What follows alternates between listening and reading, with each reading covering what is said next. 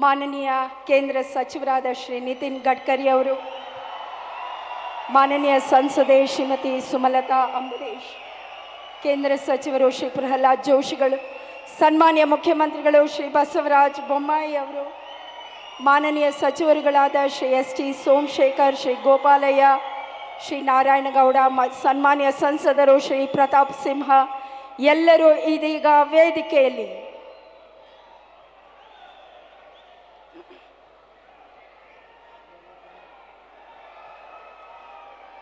ಬಂಧುಗಳೇ, ಮಂತ್ರಿ ಶ್ರೀ ನರೇಂದ್ರ ಮೋದಿಜಿ ಅವರ ಆಗಮನ.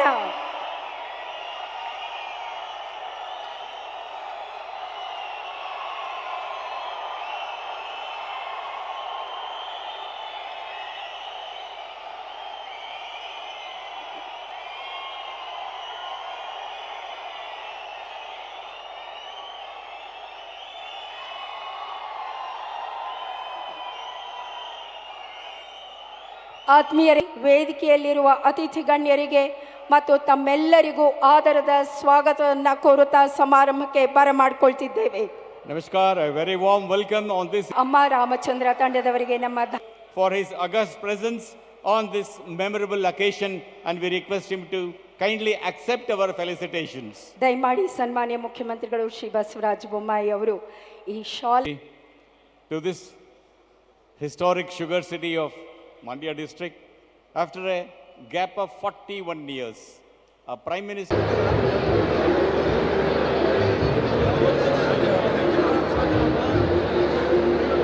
ನರೇಂದ್ರ ಮೋದಿಜಿ ಅವರ ಆಗಮನವಾಗಲಿದೆ. ಆ ಘಳಿಗೆಯನ್ನು ಕಣ್ತುಂಬಿಸಿಕೊಳ್ಳುವ ಸಲುವಾಗಿ ಎಲ್ಲರೂ ಕಾತರಿಸುತ್ತಿದ್ದೇವೆ.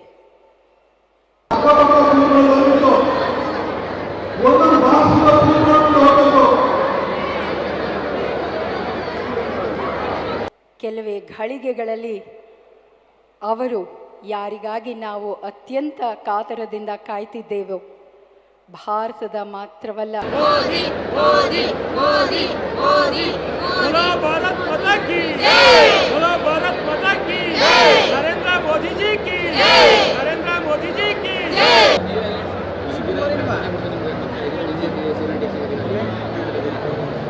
Nitin Gadkari ji, thank you so much sir for all your good words.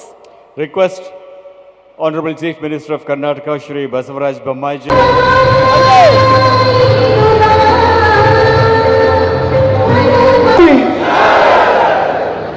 Narendra Modi ಅವರಿಗೆ, ಸನ್ಮಾನ್ಯ ಯಡಿಯೂರಪ್ಪ ಸಾಹೇಬರಿಗೆ, ಬಸವರಾಜ ಬೊಮ್ಮಾಯಿ ಅವರಿಗೆ, ಸುಮಲತಾ ಮೇಡಮ್ ಅವರಿಗೆ, ಪ್ರತಿಯೊಬ್ಬರು ಕೂಡ ಧ್ವನಿಗೂಡಿಸಿ ಹಾಡಬೇಕಂತ ಹೇಳಿ ನಾನು ನಿಮ್ಮನ್ನು ಕೇಳ್ಕೊಳ್ತೀನಿ. ನೀವೆಲ್ಲ ಸಹಕಾರ ಕೊಡಬೇಕು. ವೇದಿಕೆಯ ಮುಂಭಾಗದಲ್ಲಿ ನೀಲಿ ಆಸನಗಳಿದ್ರೆ ಅವರಿಗೆ ಹೋಗಿ ದಯವಿಟ್ಟು ಕೂತ್ಕೊಳ್ಬೇಕು ಅಂತ ಕೇಳ್ಕೊಳ್ತೀನಿ. ಬಹಳ ದೊಡ್ಡ ಶ್ರೀ ಗಡ್ಕರಿ ಸಾಹೇಬರು ಆಗಮಿಸ್ತಾ ಇದ್ದಾರೆ. ಈ ಹೈವೇಯ ಭೂಮಿ ಪೂಜೆಯನ್ನು ಪಂಚಮುಖಿ ಗಣೇಶ ದೇವಸ್ಥಾನದಲ್ಲಿ ನಾವು ಮಾಡುವಾಗ 2018ರಲ್ಲಿ ನಿತಿನ್ ಗಡ್ಕರಿ ಅವರು ನಿಮ್ಮ ನಾಡಳಿಕೆ ಅತ್ಯಂತ ಮಂಡ್ಯ ಪ್ರದೇಶ, ಮೈಸೂರು ಪ್ರದೇಶ, ರೈತರ ಶಕ್ತಿ ಎಲ್ಲವನ್ನ ಬಿಂಬಿಸುವ ಹಸಿರು ಶಾಲಿನ ಕೊಡುಗೆ ಮಾನನೀಯ ಪ್ರಧಾನಮಂತ್ರಿಗಳಿಗೆ. ಕಿಸಾನ್ ಕಿ ಜೀವಧಾರಿ ಹರಿಯಾಲಿ. ಮೈಸೂರು ಮಲ್ಲಿಗೆಯ ಮಾಲೆ ಮಾನನೀಯ ಸಚಿವರು ಶ್ರೀ ಎಸ್ ಟಿ ಸೋಮಶೇಖರ್ ಅವರಿಂದ. ಇದೀಗ ಮೈಸೂರು ಪೇಟವನ್ನು ದಯಮಾಡಿ ಸಂಸದರು ಪ್ರತಾಪ್ ಸಿಂಹ ಅವರು ಪ್ರಧಾನಮಂತ್ರಿಗಳಿಗೆ ತೋರಿಸಬೇಕಾಗಿ ಕೋರಿಕೆ. ಸಕ್ಕರೆ ಭೂಮಿ ಮಂಡ್ಯದ ಆ ಬೆಲ್ಲ, ಇದನ್ನು ಉಡುಗೊರೆಯಾಗಿ ನೀಡ್ತಿದ್ದಾರೆ ಸಂಸದೆ ಶ್ರೀಮತಿ ಸುಮಲತಾ ಅಂಬರೀಶ್ ಅವರು. ಆರ್ಗ್ಯಾನಿಕ್ ಬೆಲ್ಲ, organic jaggery reaches the hands of honourable prime minister. ಮತ್ತು ಈ ವಿಶೇಷ ಕೃತಜ್ಞತಾ ಕಾಣಿಕೆ ಮಾನನೀಯ ಸಚಿವರುಗಳಾದ ಶ್ರೀ ಗೋಪಾಲಯ್ಯ ಮತ್ತು ಡಾಕ್ಟರ್ ನಾರಾಯಣಗೌಡ ಅವರಿಂದ. ಹೆದ್ದಾರಿಯ ಪ್ರತಿಬಿಂಬವಿದು ರೋಸ್ವುಡ್ನಲ್ಲಿ ಮಾಡಿರುವಂತಹ ಕೊಡುಗೆ ಮೈಸೂರು ರಾಜ ಪರಂಪರೆಯನ್ನು ಬಿಂಬಿಸುತ್ತದೆ. ಅಂಬಾರಿ ಹೊತ್ತ ಆನೆಯನ್ನು ಸಂಕೇತಿಸುವ ಸಲಗ ಈ ಹೆದ್ದಾರಿಯ ಪ್ರತಿಬಿಂಬದಲ್ಲಿ. ಥ್ಯಾಂಕ್ ಯು ಮಾನನೀಯ ಪ್ರಧಾನಮಂತ್ರಿ G for accepting our felicitation. Thank you so much. Express highway and laying of foundation stone of 4-lane Mysore to Kushalnagara section of NH 275.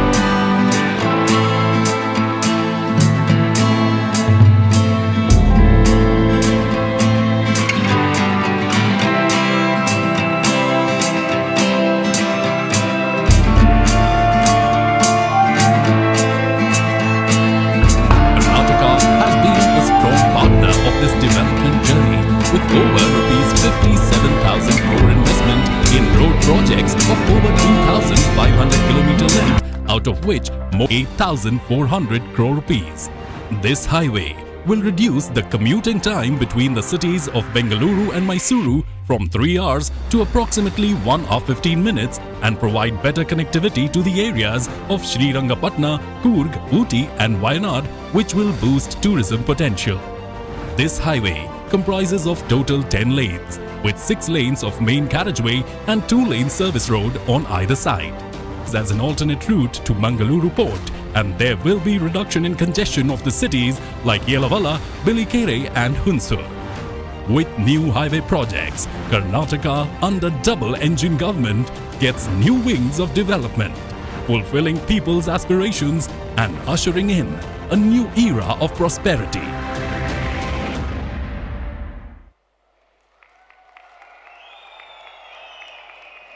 ಬಂಧುಗಳೇ, ಇನ್ನೀಗ ಈ ಸ್ಫೂರ್ತಿದಾಯಕ ನುಡಿಗಳಿಗಾಗಿ ಮಾನನೀಯ ಪ್ರಧಾನಮಂತ್ರಿಜಿ ಶ್ರೀ ನರೇಂದ್ರ ಮೋದಿ ಅವರಿಗೆ ನಮ್ಮ ಹೃತ್ಪೂರ್ವಕ ಧನ್ಯವಾದಗಳು. हमारे हृदय पूर्वक धन्यवाद प्रधानमंत्री श्री नरेंद्र मोदी जी के लिए. आप सबकी तरफ से हृदय पूर्वक नमन और नमस्कार. ಮತ್ತು ಇದನ್ನು ಭಾಷಾಂತರಗೈದ ಮಾನ್ಯ MLC ಶ್ರೀ ಪ್ರತಾಪ್ ಸಿಂಹ ನಾಯಕ್ ಅವರಿಗೂ ಸಹ ನಮ್ಮ ಹೃತ್ಪೂರ್ವಕ ಧನ್ಯವಾದಗಳು. ಸಕ್ಕರೆ ನಾಡಿನ ಮಹಾಜನತೆಗೆ ನನ್ನ ಹೃದಯಪೂರ್ವಕವಾದಂಥ ನಮಸ್ಕಾರಗಳು.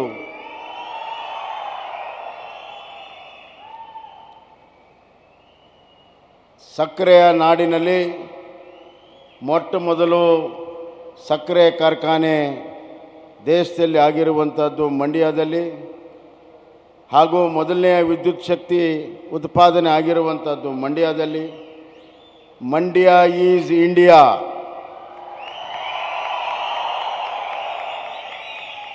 ಇವತ್ತಿನ ಬೆಂಗಳೂರು ಮೈಸೂರು ಸೂಪರ್ ಹೈವೇ ಇಡೀ ಭಾರತ ದೇಶಕ್ಕೆ ಕನೆಕ್ಟ್ ಮಾಡ್ತಾ ಇದೆ. ಹೀಗಾಗಿ ಮಂಡ್ಯ ಈಸ್ ಇಂಡಿಯಾ ಅನ್ನುವಂಥ ಸ್ಲೋಗನನ್ನು ನಮ್ಮ ನೆಚ್ಚಿನ ಪ್ರಧಾನಮಂತ್ರಿ ನರೇಂದ್ರ ಮೋದಿಜಿಯವರು ಸಹಕಾರವನ್ನು ಮಾಡಿದ್ದಾರೆ ಅಂತ ಈ ಸಂದರ್ಭದಲ್ಲಿ ಹೇಳಕ್ಕೆ ಇಚ್ಛೆಪಡ್ತೇನೆ.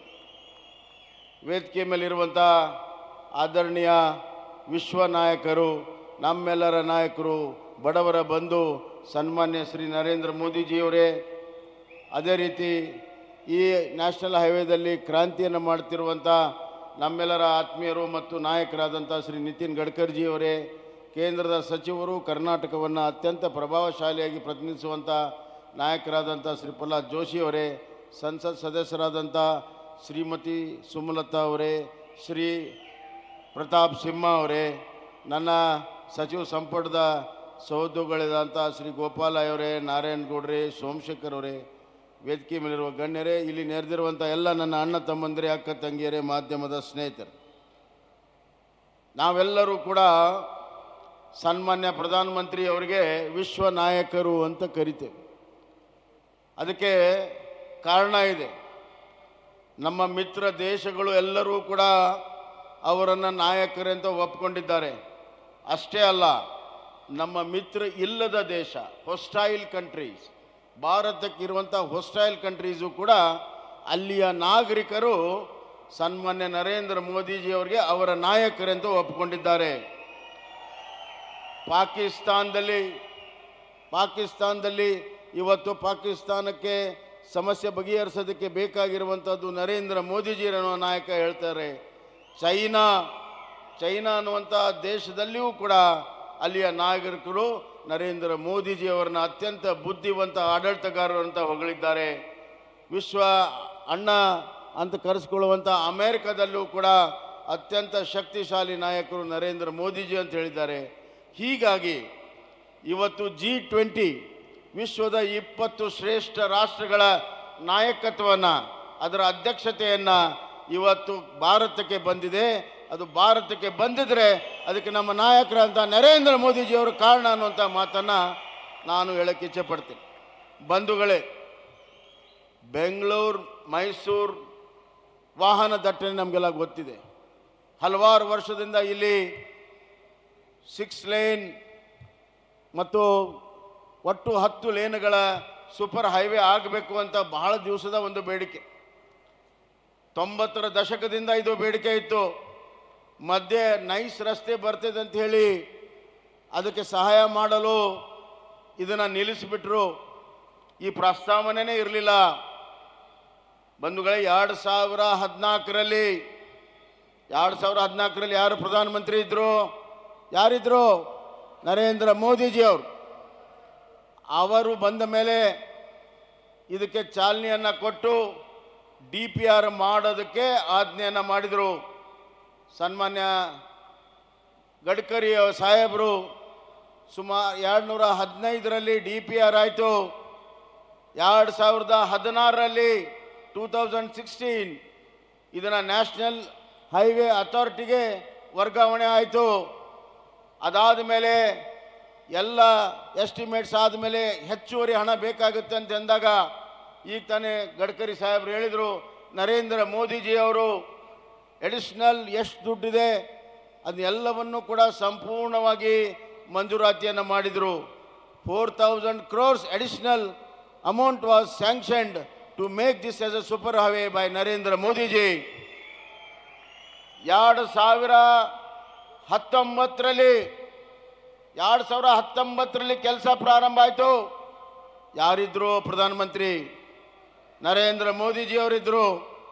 2019 ಪ್ರಾರಂಭ ಮಾಡಿ 2023ರಲ್ಲಿ ಮುಗಿದಿದೆ. ಯಾರಿದ್ದಾರೆ ಪ್ರಧಾನಮಂತ್ರಿ? DPR ಮಾಡಿದಾಗ ನರೇಂದ್ರ ಮೋದಿಯವರು, ಅದನ್ನು ಪೂರ್ಣಗೊಳಿಸಿ ನ್ಯಾಷನಲ್ ಹೈವೇ ಅಥಾರಿಟಿ ಕೊಟ್ಟಾಗ ನರೇಂದ್ರ ಮೋದಿಜಿಯವರು, ಲ್ಯಾಂಡ್ ಅಕ್ವಿಸಿಷನ್ ಮಾಡಿದ್ದು ನರೇಂದ್ರ ಮೋದಿಜಿಯವರು, 2 ಹಂತದ 2 ಪ್ಯಾಕೇಜನ್ನು ಮಾಡಿ ಕೆಲಸವನ್ನು ಪ್ರಾರಂಭ ಮಾಡಿದ್ದು, ಅಡಿಗಲ್ಲನ್ನು ಹಾಕಿದ್ದು ಮೈಸೂರಿನಲ್ಲಿ ಅಡಿಗಲ್ಲು ಹಾಕಿದ್ದು ನರೇಂದ್ರ ಮೋದಿಜಿಯವರು. ಇವತ್ತು 2023ಕ್ಕೆ ಸಕ್ಕರೆ ನಾಡಿನ ಮಂಡ್ಯದಲ್ಲಿ ಬಂದು ಅದನ್ನು ಉದ್ಘಾಟನೆ ಮಾಡ್ತಿರುವುದು ನರೇಂದ್ರ ಮೋದಿಜಿಯವರು. ತಾವೆಲ್ಲ ನೋಡ್ತಾ ಇದ್ದೀರಿ ಪತ್ರಿಕೆಯಲ್ಲಿ, ನಾನು ಮಾಡಿದೆ. ಸ್ವಾಮಿ, ಯಾರು ಯಾವ ಕಾಲದಲ್ಲಿ ಏನು ಮಾಡಿದ್ದಾರೆ, ಯಾರು ಇದ್ದರು ಅನ್ನೋದು ಜನತೆಗೆ ಗೊತ್ತಿದೆ. ನಮ್ಮ ಕಡೆ ಒಂದು ಗಾದೆ ಮಾತಿದೆ, ಜೋಶಿಯವ್ರಿಗೆ ಚೆನ್ನಾಗಿ ಗೊತ್ತು. ಪಕ್ಕದ ಮನೆಯಲ್ಲಿ ಗಂಡು ಹಡಿದ್ರೆ ಇವನು ಪೇಡೆ ಕೊಡ್ತಾನೆ. ಅರ್ಥ ಆಯ್ತಾ? ಪಕ್ಕದ ಮನೆಯವನು ಗಂಡು ಹಿಡಿತಾನೆ, ನಮ್ಮ ಕಡೆ ಗಂಡು ಹಡಿದ್ರೆ ಪೇಡೆ ಕೊಡ್ತಾರೆ. ಅವನು ಗಂಡು ಹಡಿದ್ರೆ ಇವನು ತಾನೇ ಹುಡಿಸ್ದಂಗೆ ಪೇಡೆ ಕೊಡ್ತಾನೆ. ಈ ಒಂದು ವ್ಯವಸ್ಥೆ ಆಗಿದೆ. ಆದ್ದರಿಂದ ನಾನು ಸತ್ಯವನ್ನೇ ಹೇಳ್ತಾ ಇದ್ದೇನೆ, ಸತ್ಯವನ್ನು ಬಿಟ್ಟು ಏನು ಹೇಳ್ತಾ ಇಲ್ಲ. ಇದನ್ನು ಪ್ರಾರಂಭ ಮಾಡಿದ್ದು ನರೇಂದ್ರ ಮೋದಿಜಿಯವರು, ಅಡಿಗಲ್ಲು ಹಾಕಿದ್ದು ನರೇಂದ್ರ ಮೋದಿಜಿಯವರು, ಉದ್ಘಾಟನೆ ಮಾಡ್ತಿರುವಂಥದ್ದು ನರೇಂದ್ರ ಮೋದಿಜಿಯವರು. ಇದು ನರೇಂದ್ರ ಮೋದಿಜಿಯವರ ಕೆಲಸ ಮಾಡುವಂಥ ಗತಿ, ನರೇಂದ್ರ ಮೋದಿಯವರು ಕೆಲಸ ಮಾಡುವಂಥ ಪದ್ಧತಿ. ಹೈ ಟೈಮ್ಲಿ ಎಲ್ಲ ಪ್ರಾಜೆಕ್ಟನ್ನು ಕಂಪ್ಲೀಟ್ ಮಾಡಿ ಎಫಿಷಿಯೆಂಟಾಗಿ ಮಾಡ್ತಿರುವಂಥದ್ದು ಇವತ್ತಿನ ಕಾಲದಲ್ಲಿ ಭಾರತ ದೇಶದ ಇತಿಹಾಸದಲ್ಲಿ ಯಾರಾದರೂ ಮಾಡಿದರೆ ನರೇಂದ್ರ ಮೋದಿಜಿಯವರು ಮಾಡಿದ್ದಾರೆ ಅನ್ನುವಂಥ ಮಾತನ್ನು ಹೇಳೋಕ್ಕೆ ಇಚ್ಛೆ ಪಡ್ತೀನಿ. ಬಂಧುಗಳೇ, ಡಬಲ್ ಇಂಜಿನ್ ಸರ್ಕಾರ ಇದ್ದಿದ್ದರಿಂದ ರಾಜ್ಯ ಸರ್ಕಾರವು ಕೂಡ ಸಹಕಾರ ಕೊಟ್ಟು ಈ ಕೆಲಸವನ್ನು ಮಾಡೋಕ್ಕೆ ಸಾಧ್ಯ ಆಗಿದೆ. ಇವತ್ತು ಡಬಲ್ ಇಂಜಿನ್ ಸರ್ಕಾರ ಏನು ಮಾಡಿದೆ ಅಂತ ಪ್ರಶ್ನೆ ಕೇಳ್ತಾರೆ. ನಾನು ಎಲ್ಲವನ್ನು ಹೇಳಕ್ಕೆ ಹೋಗೋದಿಲ್ಲ, ಒಂದು 2-3 ಪಾಯಿಂಟ್ ಹೇಳ್ತೀನಿ. ಕಿಸಾನ್ ಸನ್ಮಾನ್ ಯೋಜನೆ, ಮೊನ್ನೆ ಬೆಳಗಾಂನಲ್ಲಿ ಅದಕ್ಕೆ ಹಣವನ್ನು ಕೊಟ್ಟರು. ಕಿಸಾನ್ ಸನ್ಮಾನ್ ಯೋಜನೆ ಇದುವರೆಗೂ 16,500 ಕೋಟಿ ರೂಪಾಯಿ 53 ಲಕ್ಷ ಜನ ರೈತರಿಗೆ 16,500 ಕೋಟಿ ರೂಪಾಯಿ ನಮ್ಮ ಕರ್ನಾಟಕಕ್ಕೆ ಭಾರತ ಸರ್ಕಾರ ಮತ್ತು ರಾಜ್ಯ ಸರ್ಕಾರ ಇವತ್ತು 4,000 ಕೋಟಿ, ಒಟ್ಟು 20,000 ಕೋಟಿ ನಮ್ಮ ರೈತರಿಗೆ ಕೊಟ್ಟಿರುವಂಥದ್ದು ಡಬಲ್ ಇಂಜಿನ್ ಸರ್ಕಾರ ಅನ್ನುವಂಥ ಮಾತನ್ನು ನಾನು ಹೇಳಕ್ಕೆ ಇಚ್ಛೆಪಡ್ತೀನಿ. ಪ್ರಧಾನ ಮಂತ್ರಿ ಆವಾಸ್ ಯೋಜನೆ ಸನ್ಮಾನ್ಯ ಪ್ರಧಾನಮಂತ್ರಿಗಳ ಅತ್ಯಂತ ಪ್ರಮುಖವಾಗಿರುವಂಥ ಯೋಜನೆ. 17 ಲಕ್ಷ ಜನರಿಗೆ ಇವತ್ತು ಪ್ರಧಾನಮಂತ್ರಿ ಆವಾಸ್ ಯೋಜನೆ ಮಂಜೂರಾತಿಯಾಗಿ ಕೆಲಸ ನಡೀತಾ ಇದೆ.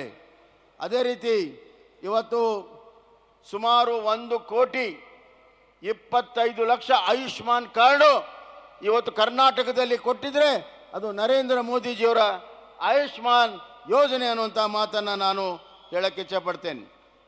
6,000 ಕಿಲೋಮೀಟರ್ಗಿಂತ ಹೆಚ್ಚು ಕಳೆದ 6 ವರ್ಷದಲ್ಲಿ ನ್ಯಾಷನಲ್ ಹೈವೇ ಆಗಿದೆ. ಇದು ಕರ್ನಾಟಕದ ಇತಿಹಾಸದಲ್ಲಿ ದಾಖಲೆ. ಸುಮಾರು 64,000 ಕೋಟಿಯಲ್ಲಿ 6,000 ಕಿಲೋಮೀಟರ್ ನ್ಯಾಷನಲ್ ಹೈವೇ ಮಂಜೂರಾತಿಯಾಗಿ ಪೂರ್ಣಗೊಳ್ತಾ ಇದೆ. ಆದ್ದರಿಂದ ಬಂಧುಗಳೇ, ಡಬಲ್ ಇಂಜಿನ್ ಸರ್ಕಾರ ಕರ್ನಾಟಕದ ಅಭಿವೃದ್ಧಿಗಾಗಿ ಸಮೃದ್ಧಿಗಾಗಿ ನಿರಂತರವಾಗಿ ಶ್ರಮವನ್ನು ವಹಿಸ್ತಾ ಇದೆ. ಜನ ಕಲ್ಯಾಣ, ರಾಜ್ಯ ಕಲ್ಯಾಣ, ರಾಷ್ಟ್ರ ಕಲ್ಯಾಣ ಇವು ಎಲ್ಲವನ್ನು ಕೂಡ ಮಾಡ್ತಿರುವಂಥದ್ದು ಡಬಲ್ ಇಂಜಿನ್ ಸರ್ಕಾರ ಅನ್ನುವಂಥ ಮಾತನ್ನು ಈ ಸಂದರ್ಭದಲ್ಲಿ ಇಚ್ಛೆಪಡ್ತೇನೆ. ಮಂಡ್ಯದ ಸಕ್ಕರೆ ಕಾರ್ಖಾನೆ ಬಂದು ಬಿದ್ದಿತ್ತು. 3-4 ವರ್ಷ ಪ್ರಾರಂಭ ಮಾಡಿರಲಿಲ್ಲ. ಇಲ್ಲಿಯ ರೈತ ಬಂದವರೆಲ್ಲ ಹೇಳಿದ ಮೇಲೆ ಕೂಡಲೇ ಕ್ರಮವನ್ನು ತಗೊಂಡು 100 ಕೋಟಿಗಿಂತ ಹೆಚ್ಚು ಅದಕ್ಕೆ ಅನುದಾನವನ್ನು ಕೊಟ್ಟು ಮಂಡ್ಯ ಸಕ್ಕರೆ ಕಾರ್ಖಾನೆ ಮೈ ಶುಗರನ್ನು ಪ್ರಾರಂಭ ಮಾಡಿರುವ ಶ್ರೇಯಸ್ಸು ಕರ್ನಾಟಕದ BJP ಸರ್ಕಾರಕ್ಕೆ ಅನ್ನುವಂಥ ಮಾತನ್ನು ನಾನು ಹೇಳಕ್ಕೆ ಇಚ್ಛೆಪಡ್ತೇನೆ. ಈ ವರ್ಷ ಎಥನಾಲ್ ಪ್ಲಾಂಟ್ ಮಂಡ್ಯ ಶುಗರ್ ಫ್ಯಾಕ್ಟ್ರಿಯಲ್ಲಿ ನಾವು ಪ್ರಾರಂಭ ಮಾಡ್ತೇವೆ ಅನ್ನುವಂಥ ಮಾತನ್ನು ಈ ಸಂದರ್ಭದಲ್ಲಿ ಹೇಳಕ್ಕೆ ಇಚ್ಛೆಪಡ್ತೇನೆ. VC ನಾಲೆಯ ಡಿಸ್ಟ್ರಿಬ್ಯೂಟ್ರಿಗಳನ್ನು ಅಭಿವೃದ್ಧಿ ಮಾಡುವಂಥ ಕಟ್ಟಕಡೆಯ ರೈತನಿಗೆ ಮುಟ್ಟಲು ಇವತ್ತು ಯೋಜನೆಗಳನ್ನು ಅನುಮೋದನೆಯನ್ನು ಮಾಡಿದ್ದೇನೆ. ಪುರುಗಾಲಿ ಏತ ನೀರಾವರಿಯನ್ನು ಪೂರ್ಣಗೊಳಿಸ್ತೇವೆ. ನೀರಾವರಿಯ ಎಲ್ಲ ಬೇಡಿಕೆಗಳನ್ನು ನಾವು ಈಡೇರಿಸಲು ಬದ್ಧರಾಗಿದ್ದೇವೆ ಅನ್ನುವಂಥ ಮಾತನ್ನು ಈ ಸಂದರ್ಭದಲ್ಲಿ ಹೇಳಕ್ಕೆ ಇಚ್ಛೆಪಡ್ತೇನೆ. ಮತ್ತು ಪ್ರಧಾನಮಂತ್ರಿ ಸಡಕ್ ಯೋಜನೆ 152 ಕಿಲೋಮೀಟರ್ ಮಂಡ್ಯದಲ್ಲಿ ಆಗಿದೆ. ಕಿಸಾನ್ ಸನ್ಮಾನ್ ಯೋಜನೆ ಮಂಡ್ಯದಲ್ಲಿ 2,70,522 farmers have been benefited by Kisan Samman ಯೋಜನೆ ಇನ್ ಮಂಡ್ಯ ಡಿಸ್ಟ್ರಿಕ್ಟ್. ಮಂಡ್ಯ 1ರಲ್ಲಿ 2 ಲಕ್ಷಕ್ಕಿಂತ ಹೆಚ್ಚು ಜನರಿಗೆ ಕಿಸಾನ್ ಸನ್ಮಾನ್ ಯೋಜನೆ ಇವತ್ತು ಮುಟ್ಟಿರುವಂಥದ್ದು ತಾವೆಲ್ಲರೂ ಕೂಡ ಅರ್ಥವರಾಗಿದ್ದೀರಿ ಅನ್ನುವಂಥ ಮಾತನ್ನು ಈ ಸಂದರ್ಭದಲ್ಲಿ ಹೇಳಕ್ಕೆ ಇಚ್ಛೆಪಡ್ತೇನೆ. ಅದೇ ರೀತಿ ಇವತ್ತು ರೈತ ವಿದ್ಯಾನಿಧಿ ರಾಜ್ಯ ಸರ್ಕಾರದ್ದು 35,000 ಮಕ್ಕಳಿಗೆ ರೈತರ ಮಕ್ಕಳಿಗೆ ರೈತ ವಿದ್ಯಾನಿಧಿಯನ್ನು ಇವತ್ತು ನಾವು ಮಾಡಿದ್ದೇವೆ. ಆಯುಷ್ಮಾನ್ ಕಾರ್ಡ್ನಲ್ಲಿ 4,69,000 ಆಯುಷ್ಮಾನ್ ಕಾರ್ಡು ಮಂಡ್ಯ ಜಿಲ್ಲೆಯಲ್ಲಿದೆ.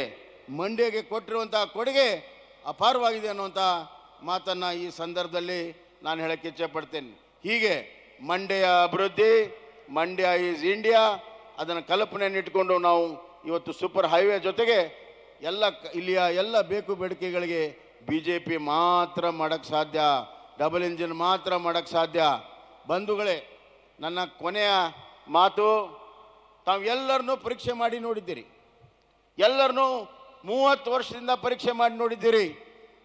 BJP ಕಳೆದ 4 ವರ್ಷದಲ್ಲಿ ನಮ್ಮ ಸರ್ಕಾರ ಇಲ್ಲಿ ಮಾಡಿರುವಂಥ ಕೆಲಸಗಳನ್ನು ನೋಡಿ, ನಮ್ಮ ರಿಪೋರ್ಟ್ ಕಾರ್ಡನ್ನು ನೋಡಿ ದಯವಿಟ್ಟು ನೀವು ಆಶೀರ್ವಾದವನ್ನು ಮಾಡಿ ಮುಂದಿನ ದಿನಗಳಲ್ಲಿ ಮಂಡ್ಯನ ಸಕ್ಕರೆಯ ನಾಡಿನ ಜೊತೆಗೆ ಇಡೀ ಭಾರತ ದೇಶದಲ್ಲಿಯ ನಂಬರ್ 1 ಜಿಲ್ಲೆ ಮಾಡೋದಕ್ಕೆ ನಾವು ಕಂಕಣಬದ್ಧರಾಗಿದ್ದೇವೆ ಅನ್ನುವಂಥ ಮಾತನ್ನು ಹೇಳಿ, ನನಗೆ ಗೊತ್ತಿದೆ ಮಂಡ್ಯದ ಜನ ಸಕ್ಕರೆ ಅಷ್ಟೇ ಸಿಹಿಯಾಗಿರುವಂಥವರು, ಮಾತು ಕೊಟ್ಟರೆ ತಪ್ಪೋದಿಲ್ಲ, ಅತ್ಯಂತ ಪ್ರಾಮಾಣಿಕರು.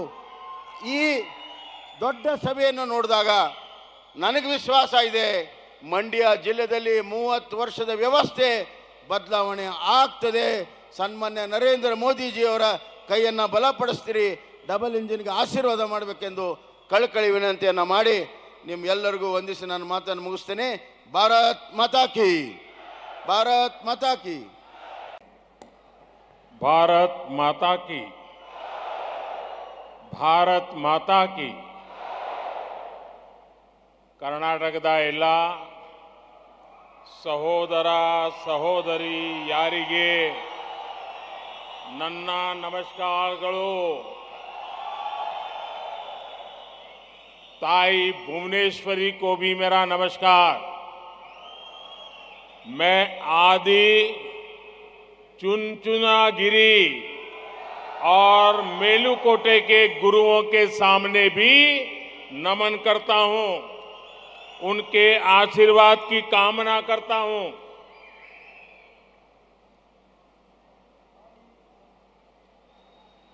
ತಾಯಿ ಭುವನೇಶ್ವರಿಗೂ ನನ್ನ ನಮಸ್ಕಾರಗಳು.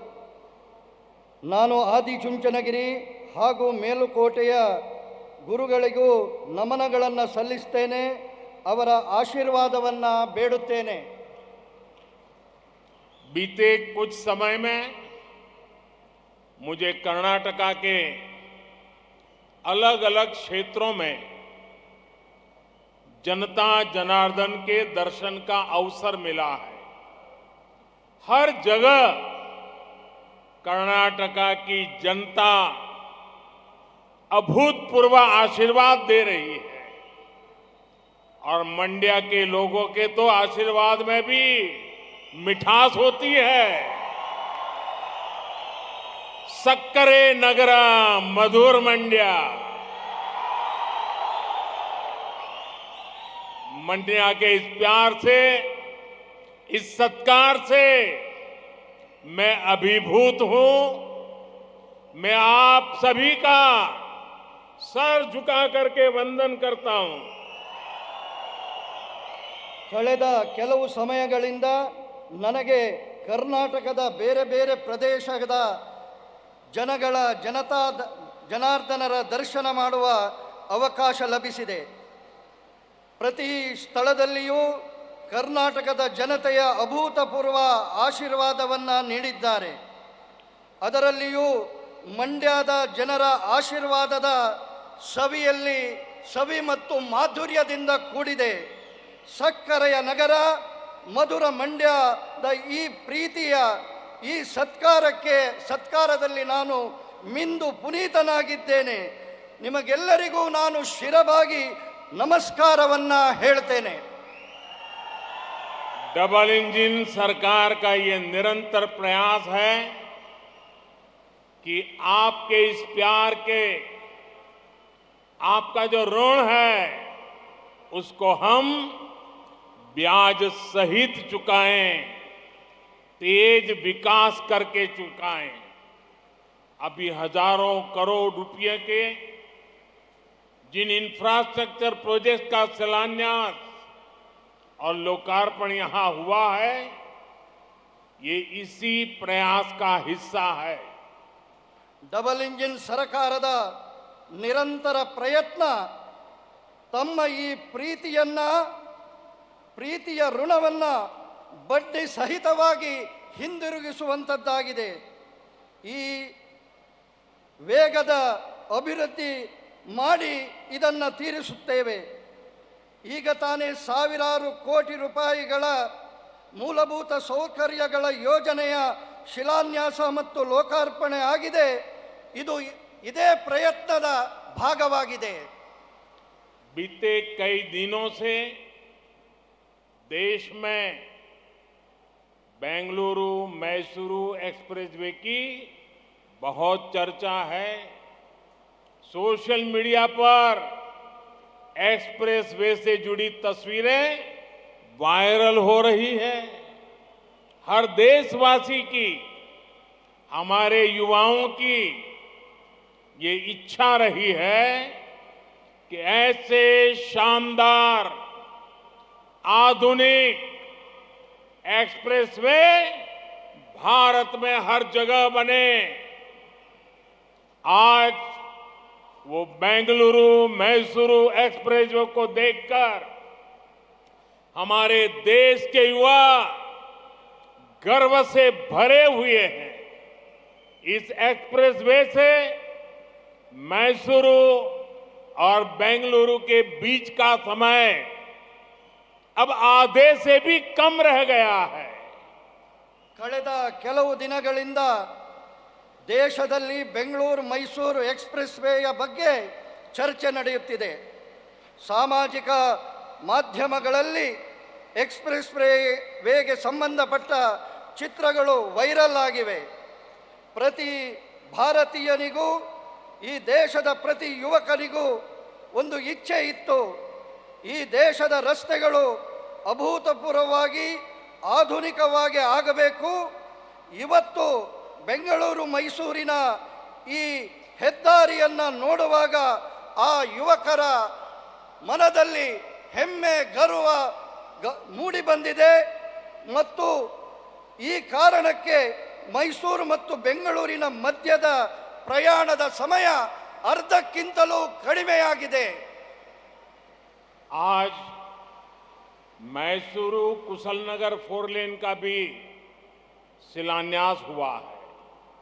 ये सभी प्रोजेक्ट्स इस क्षेत्र में सबका विकास को और गति देंगे, समृद्धि के रास्ते खोलेंगे. आप सभी को कनेक्टिविटी के इन प्रोजेक्ट्स के लिए आप सबको बहुत बहुत बधाई. ಇವತ್ತು ಮೈಸೂರು ಮತ್ತು ಕುಶಾಲನಗರದ ಚತುಷ್ಪಥ ರಸ್ತೆಯ ಶಿಲಾನ್ಯಾಸವೂ ಆಗಿದೆ. ಈ ಎಲ್ಲ ಯೋಜನೆಗಳು ಈ ಕ್ಷೇತ್ರದ ವಿಕಾಸದ ಜೊತೆಗೆ ವೇಗವನ್ನು ನೀಡುತ್ತದೆ, ಸಮೃದ್ಧಿಯ ರಹದಾರಿಗಳನ್ನು ತೆರೆಯುತ್ತದೆ. ನಿಮಗೆಲ್ಲರಿಗೂ ಈ ಸಂಪರ್ಕದ ಯೋಜನೆಗಳಿಗಾಗಿ ತುಂಬಾ ತುಂಬಾ ಅಭಿನಂದನೆಗಳು. भारत में जब भी इंफ्रास्ट्रक्चर के विजन से जुड़ी चर्चा होती है तब दो महान विभूतियों का नाम हमेशा अग्रणी रहता है. कृष्णराजा वडियार और सर एम विश्वेश्वरैया, ये दोनों महापुरुष इसी धरती के संतान थे और उन्होंने पूरे देश को एक नई दृष्टि दी, ताकत दी. इन महान विभूतियों ने आपदा को अवसर में बदला, इंफ्रास्ट्रक्चर का महत्व समझा और ये आज की पीढ़ियों का सौभाग्य है. पूर्वजों की तपस्या का उन्हें आज लाभ मिल रहा है. ಭಾರತದಲ್ಲಿ ಯಾವಾಗ ಎಲ್ಲ ಮೂಲಭೂತ ಸೌಕರ್ಯಗಳ ದೂರದರ್ಶಿತ್ವದ ಜೊತೆಗಿನ ಚರ್ಚೆ ಆಗುತ್ತದೆ ಆವಾಗ ಎಲ್ಲ ಇಬ್ಬರು ಮಹಾನ್ ವಿಭೂತಿ ಪುರುಷರ ಹೆಸರು ಅಗ್ರಣಿಯಲ್ಲಿ ಬಂದು ನಿಲ್ತದೆ. ಕೃಷ್ಣರಾಜ ಒಡೆಯರ್ ಮತ್ತು ಸರ್ ಎಂ ವಿಶ್ವೇಶ್ವರಯ್ಯನವರು. ಈ ಇಬ್ಬರು ಮಹಾಪುರುಷರನ್ನ ಈ ಪುಣ್ಯ ಭೂಮಿ ಭಾರತಕ್ಕೆ ನೀಡಿದೆ. ಈ ಮಹಾನ್ ಪುರುಷರ ಆಪತ್ತನ್ನ, ಸಂಕಷ್ಟವನ್ನ ಅವಕಾಶವಾಗಿ ಪರಿವರ್ತಿಸುವ ದೂರದರ್ಶಿತ್ವದ ಕಾರಣಕ್ಕೆ ಇವತ್ತಿನ ಪೀಳಿಗೆ ಅವರ ತಪಸ್ಸಿನ ಫಲದ ಲಾಭವನ್ನ ಅನುಭವಿಸ್ತಾ ಇದೆ. ऐसे ही महान व्यक्तित्वों से प्रेरित होकर आज देश में आधुनिक इंफ्रास्ट्रक्चर पर काम हो रहा है. आज भारतमाला और सागरमाला योजना से कर्नाटका बदल रहा है, देश बदल रहा है. जब दुनिया कोरोना की मुश्किलों से जूझ रही थी तब भी भारत ने इंफ्रास्ट्रक्चर के बजट को कई गुना बढ़ाया है. इस वर्ष के बजट में तो रिकॉर्ड 10 लाख करोड़ रुपए हमने इंफ्रास्ट्रक्चर के लिए रखे हैं. ಇಂತಹ ಮಹಾಪುರುಷರ ಪ್ರೇರಣೆಯಿಂದ ಇವತ್ತು ದೇಶ ಆಧುನಿಕ ಮೂಲಭೂತ ಸೌಕರ್ಯಗಳ ಕೆಲಸವನ್ನು ಮಾಡ್ತಾ ಇದೆ. ಇವತ್ತು ಭಾರತ್ ಮಾಲಾ ಮತ್ತು ಸಾಗರ್ ಮಾಲಾದ ಯೋಜನೆಯ ಕಾರಣಕ್ಕೆ ಕರ್ನಾಟಕ ಬದಲಾಗುತ್ತಿದೆ, ದೇಶ ಬದಲಾಗುತ್ತಿದೆ. ಜಗತ್ತು ಕೊರೋನಾದ ಸಂಕಟದಲ್ಲಿ ಹೋರಾಡುತ್ತಿರುವಾಗ ಆಗಲೂ ಭಾರತದ ಮೂಲಭೂತ ಸೌಕರ್ಯಕ್ಕೆ ಬಜೆಟ್ನಲ್ಲಿ ಬಹಳಷ್ಟು ಅವಕಾಶವನ್ನು ಹೆಚ್ಚಿಗೆ ಮಾಡಿದೆ. ಈ ವರ್ಷದ ಬಜೆಟ್ನಲ್ಲಂತೂ 10 ಲಕ್ಷ ಕೋಟಿ ರೂಪಾಯಿಯನ್ನು ನಾವು ಮೂಲಭೂತ ಸೌಕರ್ಯಗಳಿಗಾಗಿ ಕಾದಿರಿಸಿದ್ದೇವೆ. इंफ्रास्ट्रक्चर अपने साथ सिर्फ सुविधा नहीं लाता, बल्कि ये रोजगार लाता है, निवेश लाता है, कमाई के साधन लाता है. सिर्फ कर्नाटका में ही बीते वर्षों में 1 लाख करोड़ रुपए से अधिक हाईवे से जुड़े प्रोजेक्ट्स में हमने पूंजी निवेश किया है. ಮೂಲಭೂತ ಸೌಕರ್ಯಗಳು ತನ್ನೊಂದಿಗೆ ಸೌಕರ್ಯವನ್ನು ಮಾತ್ರ ತರುವಂಥದ್ದಲ್ಲ, ಬದಲಾಗಿ ಉದ್ಯೋಗವನ್ನು ತರುತ್ತದೆ, ಹೂಡಿಕೆಯನ್ನು ತರುತ್ತದೆ, ಸಂಪಾದನೆಯ ಸಾಧನಗಳನ್ನು ತರುತ್ತದೆ. ಕೇವಲ ಕರ್ನಾಟಕದಲ್ಲಿ ಕಳೆದ ಕೆಲವು ವರ್ಷಗಳಲ್ಲಿ 1 ಲಕ್ಷ ಕೋಟಿ ರೂಪಾಯಿಗಿಂತಲೂ ಅಧಿಕವಾದಂತಹ ಹೈವೇ ಸಂಬಂಧಿತ ಯೋಜನೆಗಳಿಗಾಗಿ ಹಣವನ್ನು ಬಿಡುಗಡೆ ಮಾಡಿದೆ. बेंगलुरु और मैसूरू दोनों कर्नाटका के महत्वपूर्ण शहर है. एक शहर को टेक्नोलॉजी के लिए जाना जाता है तो दूसरे को ट्रेडिशन के लिए. इन दोनों शहरों को आधुनिक कनेक्टिविटी से जोड़ना कई अलग अलग दृष्टिकोण से बहुत महत्वपूर्ण है. ಬೆಂಗಳೂರು ಮತ್ತು ಮೈಸೂರು ಎರಡೂ ಕರ್ನಾಟಕದ ಮಹತ್ವಪೂರ್ಣ ನಗರಗಳಾಗಿವೆ. ಒಂದು ತನ್ನ ಟೆಕ್ನಾಲಜಿಗೆ ಪರಿಚಿತವಾಗಿದ್ದರೆ ಇನ್ನೊಂದು ತನ್ನ ಪರಂಪರೆಯ ಕಾರಣಕ್ಕೆ ಪರಿಚಿತವಾಗಿದೆ. ಈ ಎರಡೂ ನಗರಗಳ ಆಧುನಿಕ ಸಂಪರ್ಕದಿಂದಾಗಿ ಬೇರೆ ಬೇರೆ ರೀತಿಯ ದೃಷ್ಟಿಕೋನದ ಬಹಳ ಮಹತ್ವವನ್ನು ಈ ಸಂಪರ್ಕ ಪಡಿತದೆ. लंबे समय से दोनों शहरों के बीच यात्रा करने वाले लोग भारी ट्रैफिक की शिकायत करते थे, लेकिन अब एक्सप्रेसवे की वजह से ये दूरी सिर्फ 1.5 घंटे में पूरी की जा सकेगी. इससे इस पूरे क्षेत्र में आर्थिक विकास की रफ्तार बहुत तेज होने वाली है. ಬಹಳ ಸಮಯಗಳಿಂದ ಈ ಎರಡು ನಗರಗಳ ಪ್ರಯಾಣಿಕರು ಭಾರಿ ರೀತಿಯಲ್ಲಿ ವಾಹನದ ದಟ್ಟಣೆಯ ಕಾರಣಕ್ಕೆ ದೂರುಗಳನ್ನು ಸಲ್ಲಿಸ್ತಾ ಇದ್ದರು. ಇವತ್ತು ಈ ಎಕ್ಸ್ಪ್ರೆಸ್ ಹೈವೇಯ ಕಾರಣದಿಂದಾಗಿ ಈ ಪ್ರಯಾಣದ ದೂರವನ್ನು ಕೇವಲ 1.5 ಗಂಟೆಯಲ್ಲಿ ಪೂರ್ಣ ಮಾಡಲು ಸಾಧ್ಯವಾಗ್ತದೆ. ಇದರ ಕಾರಣಕ್ಕೆ ಈ ಪ್ರದೇಶದಲ್ಲಿ ಆರ್ಥಿಕತೆಯ ಅಭಿವೃದ್ಧಿಯ ವೇಗವು ಹೆಚ್ಚುತ್ತದೆ. ये एक्सप्रेसवे रामनगर और मंड्या से गुजर रहा है. यहां भी कई ऐतिहासिक धरोहर मौजूद है. इन शहरों में भी पर्यटन की संभावना बढ़ जाएगी. इससे मैसूरू तक पहुंचना आसान तो होगा ही, साथ ही मां कावेरी की जन्मस्थली कोडागु तक पहुंचना भी सरल हो जाएगा. ಈ ಎಕ್ಸ್ಪ್ರೆಸ್ ವೇ ರಾಮನಗರ ಮತ್ತು ಮಂಡ್ಯದ ಮೂಲಕ ಹಾದು ಹೋಗುತ್ತಿದೆ. ಇದು ಈ ಪ್ರದೇಶಗಳು ಕೂಡ ಐತಿಹಾಸಿಕ ಕಾರಣಕ್ಕೆ ಪ್ರಸಿದ್ಧವಾಗಿದೆ.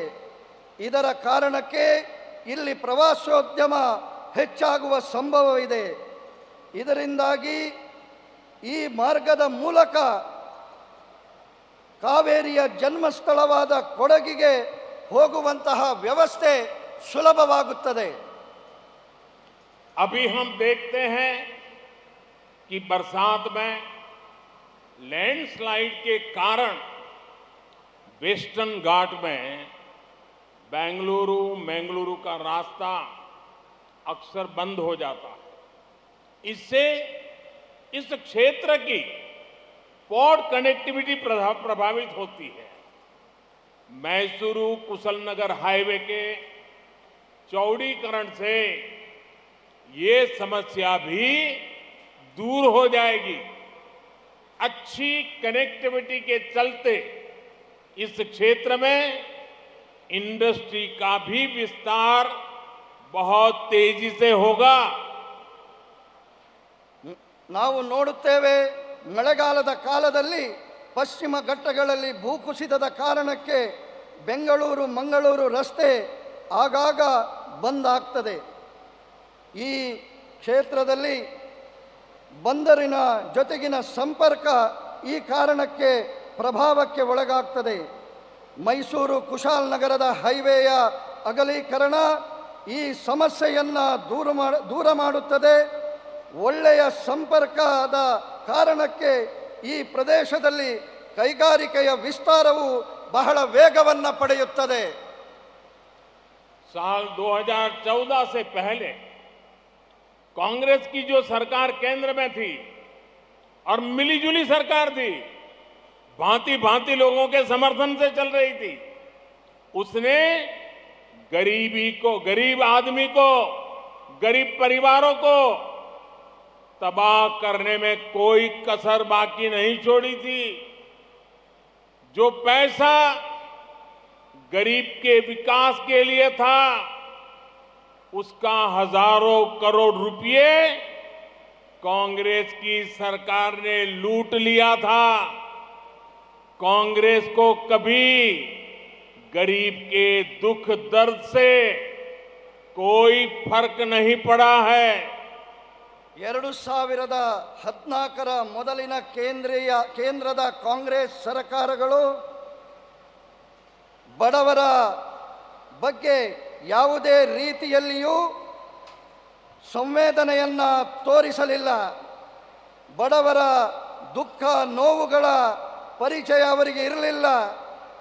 ಕೇಂದ್ರದ ವಿಕಾಸಕ್ಕಾಗಿ ಬಡವರಿಗೋಸ್ಕರ ಕೊಟ್ಟಂತಹ ಸಾವಿರಾರು ಕೋಟಿ ರೂಪಾಯಿಯನ್ನು ಕಾಂಗ್ರೆಸ್ಸಿನ ಸರ್ಕಾರಗಳು ಲೂಟಿ ಮಾಡಿದವು. 2014 में जब आपने मुझे वोट देकर के सेवा का मौका दिया, तो देश में गरीब की सरकार बनी, गरीब का दुख दर्द समझने वाली संवेदनशील सरकार बनी। इसके बाद भाजपा की केंद्र सरकार ने पूरी ईमानदारी से गरीब की सेवा करने का प्रयास किया, गरीब के जीवन से मुश्किल कम करने का लगातार प्रयास किया। 2014ರಲ್ಲಿ ನೀವು ಮತವನ್ನು ನೀಡುವುದರ ಮೂಲಕ ನನಗೆ ನಿಮ್ಮೆಲ್ಲರ ಸೇವೆ ಮಾಡುವ ಅವಕಾಶವನ್ನು ಕಲ್ಪಿಸಿಕೊಟ್ರಿ. ಆಗ ದೇಶದಲ್ಲಿ ನಿಜವಾದ ಬಡವರ ಪರವಾದಂತಹ ಸರ್ಕಾರ ಅಸ್ತಿತ್ವಕ್ಕೆ ಬಂತು. ಬಡವರ ದುಃಖ ನೋವುಗಳನ್ನು ಅರ್ಥ ಮಾಡಿಕೊಳ್ಳುವ ಸಂವೇದನಾಶೀಲ ಸರ್ಕಾರ ಬಂತು. ಇದರ ನಂತರ ಬಿಜೆಪಿಯ ಕೇಂದ್ರ ಸರ್ಕಾರ ಪೂರ್ಣ ಪ್ರಾಮಾಣಿಕತೆಯ ಜೊತೆಗೆ ಬಡವರ ಸೇವೆಯನ್ನು ಮಾಡುವ ಪ್ರಯತ್ನ ಮಾಡ್ತಾ ಇದೆ. ಬಡವರ ಜೀವನದ ಕಷ್ಟಗಳನ್ನು ದೂರ ಮಾಡುವಂತಹ ಪ್ರಯತ್ನ ಮಾಡ್ತಾ ಇದೆ. गरीब के पास पक्का घर हो, गरीब के घर में नल से जल आए, उज्ज्वला का गैस कनेक्शन हो, बिजली कनेक्शन हो, गांव तक सड़कें बने, अस्पताल बने, इलाज की चिंता कम हो, इसे भाजपा की सरकार ने सर्वोच्च प्राथमिकता दी है।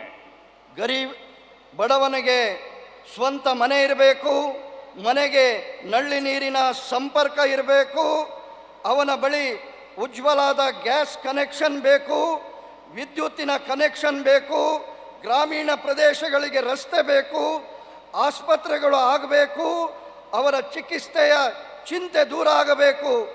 ಇದನ್ನು ಬಿಜೆಪಿಯ ಸರ್ಕಾರ ಸರ್ವೋಚ್ಚವಾದಂತಹ ಪ್ರಾಥಮಿಕತೆಯನ್ನು, ಆದ್ಯತೆಯನ್ನು ನೀಡಿದೆ.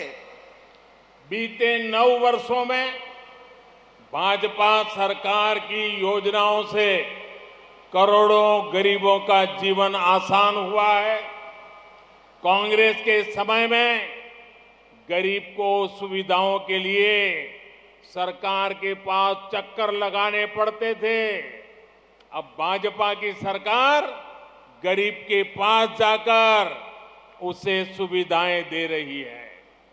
जो लोग अब भी भाजपा सरकार की योजनाओं के लाभ से वंचित है, उन तक भी अभियान चला करके पहुंचा जा रहा है। ಕಳೆದ 9 ವರ್ಷಗಳಲ್ಲಿ ಬಿಜೆಪಿಯ ಸರ್ಕಾರದ ಯೋಜನೆಗಳು ಕೋಟಿ ಕೋಟಿ ಬಡವರ ಜೀವನವನ್ನು ಸುಧಾರಣೆ ಮಾಡಿದೆ. ಕಾಂಗ್ರೆಸ್ಸಿನ ಸಮಯದಲ್ಲಿ ಬಡವ ಸರ್ಕಾರದ ಯೋಜನೆಗಳಿಗಾಗಿ ಕಚೇರಿಗಳಿಗೆ ಸುತ್ತಾಟವನ್ನು ಮಾಡಬೇಕಾಗಿತ್ತು. ಇವತ್ತು ಬಿಜೆಪಿಯ ಸರ್ಕಾರ ಬಡವನ ಮನೆ ಬಾಗಿಲಿಗೆ ಈ ಯೋಜನೆಗಳನ್ನು ತಲುಪಿಸುವಂತಹ ಕೆಲಸ ಮಾಡ್ತಾ ಇದೆ. ಯಾರಿಗೆ ಬಿಜೆಪಿಯ ಸರ್ಕಾರದ ಯೋಜನೆಗಳ ಲಾಭ ಇನ್ನೂ ಸಿಗಲಿಲ್ಲವೋ ಅವರಿಗೂ ಈ ಅಭಿಯಾನದ ಮೂಲಕ ತಲುಪಿಸಬೇಕಾದಂತಹ ಕೆಲಸ ಮಾಡಬೇಕಾಗಿದೆ. भाजपा सरकार ने हमेशा समस्याओं के स्थायी समाधान को महत्व दिया। पिछले 9 वर्षों में देश में 3 करोड़ से अधिक गरीबों के घर बने हैं, जिसमें से लाखों घर ये हमारे कर्नाटका में भी बने हैं। जल जीवन मिशन के तहत कर्नाटका में लगभग 40 लाख नए परिवारों को नल से जल मिला है। ಭಾಜಪಾ ಸರ್ಕಾರ ಯಾವತ್ತಿದ್ದರೂ ಸಮಸ್ಯೆಗಳ ಶಾಶ್ವತ ಪರಿಹಾರಕ್ಕೆ ಮಹತ್ವವನ್ನು ನೀಡಿದೆ. ಕಳೆದ 9 ವರ್ಷಗಳಲ್ಲಿ ದೇಶದಲ್ಲಿ 9 ಕೋಟಿಗಿಂತಲೂ ಅಧಿಕ ಬಡವರಿಗೆ ಮನೆಗಳಾಗಿದ್ದಾವೆ. ಇದರಲ್ಲಿ ಲಕ್ಷಾಂತರ ಮನೆಗಳು ಈ ಕರ್ನಾಟಕದಲ್ಲಿಯೂ ಆಗಿದೆ. ಜಲ ಜೀವನ್ ಮಿಷನ್ನ ಮೂಲಕ ಕರ್ನಾಟಕದ 40 ಲಕ್ಷ ಹೊಸ ಕುಟುಂಬಗಳಿಗೆ ನಳ್ಳಿಯ ನೀರನ್ನು ಮನೆಗೆ ತಲುಪಿಸಿದ್ದೇವೆ. हमारे देश में दशकों से सिंचाई के जो प्रोजेक्ट लटके थे वो भी तेजी से पूरे कर रहे हैं। इस साल बजट में केंद्र सरकार ने अपर भद्रा प्रोजेक्ट को 5,300 करोड़ रुपए देने की घोषणा की है। इससे भी कर्नाटका के एक बड़े हिस्से में सिंचाई से जुड़ी समस्याओं का स्थायी समाधान होने वाला है। ನಮ್ಮ ದೇಶದಲ್ಲಿ ದಶಕಗಳ ಕಾಲ ನೀರಾವರಿಯ ಯೋಜನೆಗಳು ನೇತಾಡಿಕೊಂಡೇ ಇರುತ್ತವೆ. ಇದಕ್ಕೆ ವೇಗವನ್ನು ಕೊಡುವ ದೃಷ್ಟಿಯಲ್ಲಿ ನಮ್ಮ ಸರ್ಕಾರ ಈ ಬಾರಿಯ ಬಜೆಟ್ನಲ್ಲಿ ಭದ್ರಾ ಮೇಲ್ದಂಡೆ ಯೋಜನೆಗೆ 5,300 ಕೋಟಿ ರೂಪಾಯಿ ಕೊಡುವಂತಹ ಘೋಷಣೆ ಮಾಡಿದೆ. ಈ ಕಾರಣಕ್ಕೆ ಕರ್ನಾಟಕದ ಬಹುದೊಡ್ಡ ಪ್ರದೇಶದಲ್ಲಿ ನೀರಾವರಿಯ ಸಮಸ್ಯೆಗೆ ಶಾಶ್ವತವಾದಂತಹ ಪರಿಹಾರ ಸಿಗಲಿದೆ. किसानों की छोटी छोटी समस्याओं को दूर करके भी भाजपा सरकार उनकी चिंता का स्थायी समाधान कर रही है। पीएम किसान सम्मान निधि के तहत कर्नाटका के किसानों के बैंक खातों में 12,000 करोड़ रुपए सीधे ट्रांसफर किए गए हैं। यहां मंड्या के भी 3.25 लाख किसानों के बैंक खातों में 600 करोड़ रुपए केंद्र की भाजपा सरकार ने भेजे हैं। ರೈತರ ಸಣ್ಣ ಸಣ್ಣ ಸಮಸ್ಯೆಗಳಿಗೂ ಕೂಡ ದೂರ ಮಾಡುವಂತಹ ಪ್ರಯತ್ನವನ್ನು ಭಾರತೀಯ ಜನತಾ ಪಾರ್ಟಿಯ ಸರ್ಕಾರ ಶಾಶ್ವತ ಪರಿಹಾರದ ಮೂಲಕ ಮಾಡುವಂತಹ ಪ್ರಯತ್ನ ಮಾಡ್ತಾ ಇದೆ. PM ಕಿಸಾನ್ ಸಮ್ಮಾನ್ ನಿಧಿಯ ಮೂಲಕ ಕರ್ನಾಟಕದ ರೈತರ ಬ್ಯಾಂಕ್ ಖಾತೆಗಳಿಗೆ 12,000 ಕೋಟಿಗಿಂತಲೂ ಅಧಿಕವಾದಂತಹ ಹಣ ನೇರವಾಗಿ ಅವರ ಖಾತೆಗೆ ಜಮೆಯಾಗಿದೆ. ಈ ಮಂಡ್ಯದಲ್ಲಿಯೂ ಕೂಡ 3.25 ಲಕ್ಷ ರೈತರ ಖಾತೆಗಳಿಗೆ 600 ಕೋಟಿ ರೂಪಾಯಿಗಿಂತಲೂ ಅಧಿಕ ಕೇಂದ್ರ ಸರ್ಕಾರ ನೀಡಿದೆ. वैसे मैं भाजपा की कर्नाटक की सरकार का एक और बात के लिए भी प्रशंसा करूंगा। PM किसान सम्मान निधि में केंद्र सरकार जो 6,000 रुपया भेजती है, कर्नाटका सरकार उसमें 4,000 रुपया और जोड़ देती है। यानी डबल इंजन सरकार में किसानों को डबल लाभ हो रहा है, उनकी समस्याओं का समाधान हो रहा है। ನಾನು ಒಂದು ಮಾತಿಗಾಗಿ ಕರ್ನಾಟಕದ ಸರ್ಕಾರವನ್ನ ಅಭಿನಂದಿಸುತ್ತೇನೆ. PM ಕಿಸಾನ್ ಸಮ್ಮಾನ್ ನಿಧಿಯ ಜೊತೆಗೆ ಕೇಂದ್ರ ಸರ್ಕಾರದ 6,000 ಜೊತೆಗೆ ಕರ್ನಾಟಕದ ಸರ್ಕಾರವು 4,000 ರೂಪಾಯಿಯನ್ನು ಜೋಡಿಸಿ ನೀಡುತ್ತಿದೆ. ಈ ಕಾರಣಕ್ಕೆ ಡಬಲ್ ಇಂಜಿನ್ ಸರ್ಕಾರದ ಕಾರಣಕ್ಕೆ ರೈತರಿಗೆ ಡಬಲ್ ಲಾಭ ಆಗ್ತಾ ಇದೆ, ಅವರ ಸಮಸ್ಯೆಗಳಿಗೆ ಪರಿಹಾರ ಸಿಗ್ತಾ ಇದೆ. कर्नाटका के सक्करे नगरा मधुर मंड्या के